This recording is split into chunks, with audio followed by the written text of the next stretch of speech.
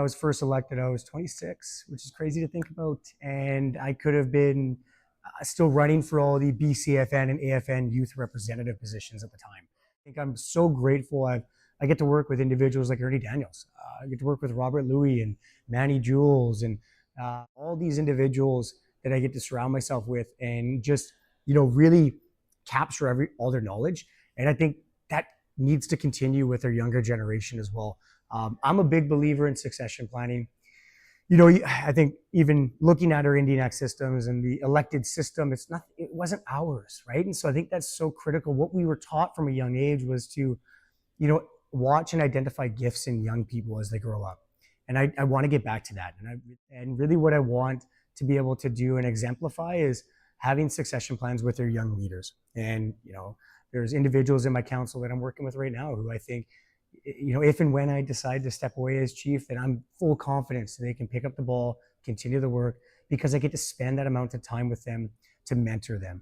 And it takes years. It doesn't take, a couple of weeks of a transition plan.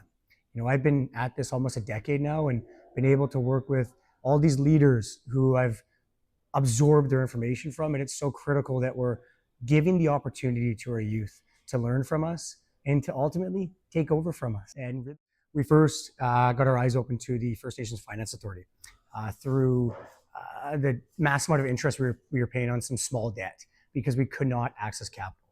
And really it became a problem because we had revenue streams through taxation as well, but we just couldn't leverage them. And if we could, it was at a really inflated interest rate, and we ended up paying excessive amount of interest on each of our loans, and we just couldn't do anything else. So when the FNFA was available, we were able to consolidate our debt and utilize our revenue streams to the best of their capacity. And it really began to open my eyes to the reality of building an economy, being able to leverage those revenue streams to access capital. And so really, I got to understand the jurisdictions over land, jurisdictions over government like revenues, i.e. taxation, and then the access to capital and how those three really work together. And it builds capacity in your community and really how they enable you to think different. I like to call it an economic treaty. It's building your economic toolbox. And I still think we're playing with a limited toolbox. So for a lot of what I enjoy doing now is I want to fill that toolbox with the same tools that any other individual in this country has the access to besides First Nations right now.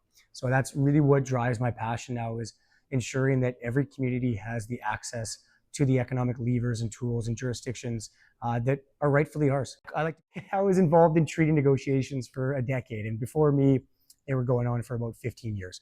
And treaties are very different on the West Coast than they were to the East Coast and the prairies. We never had historic treaties. So we're stuck to the BC Treaty Commission process, which fundamentally is still a program relationship. So my big push to the federal government and provincial government is they need to flip that on their head. They need to actually look at economies first, jurisdictions second, because the formulas that's used to negotiate a program relationship in a treaty, it's not enough. The money's not enough to truly heal and change the Western programs. So what we need to do is build an economy, and when we're ready, take over that jurisdiction with the understanding that we have to subsidize that with their economic growth so that we can truly change the system, provide the necessities to our members to heal, and be able to look at things in a very holistic way. Reconciliation is about relationships. It's about understanding. It's about learning about somebody else's culture, our culture, and embracing that and not really seeing it in a negative light. And that's on one end of the spectrum, and being an ally. I always encourage individuals in reconciliation. The most important step is being an ally.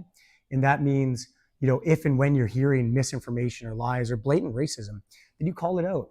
And don't do it in a negative way. Do it in a lessons learned way. And I really enjoy that part of it. Now, if you look on my part of reconciliation, which is more with the government, with the economies, that's totally different. And I think it's, looking at the economies in a different way. And I mentioned it, it's enabling First Nations to build their economic toolbox, having the access to capital. At the FNFA, we're talking about special purpose vehicles. We're talking about monetizing infrastructure funds.